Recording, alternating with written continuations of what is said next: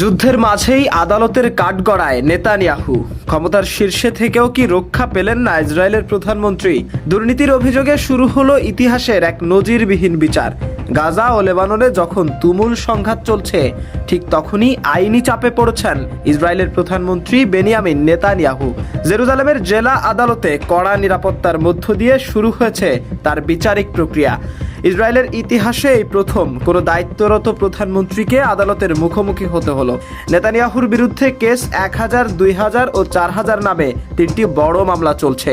তার বিরুদ্ধে অভিযোগ ঘুষ গ্রহণ, জালিয়াতি এবং ক্ষমতার অপব্যবহার, বিশেষ করে ধনী ব্যবসায়ীদের কাছ থেকে দামি উপহার নেওয়া এবং রাজনৈতিক সুবিধার জন্য সংবাদ মাধ্যমে প্রভাব খাটানোর বিষয়টি সবচেয়ে আলোচিত।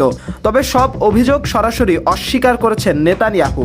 তার দাবি, এটি একটি রাজনৈতিক ষড়যন্ত্র, তাকে ক্ষমতা থেকে সরানোর পরিকল্পিত চেষ্টা। সমর্থক ও বিরোধীদের পাল্টাপাল্টি বিক্ষোভে উত্তপ্ত পরিস্থিতি তৈরি হয়েছে ইসরায়েলে।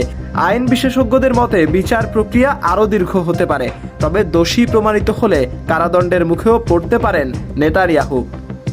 মাশরাফি, আজকের নিশানা।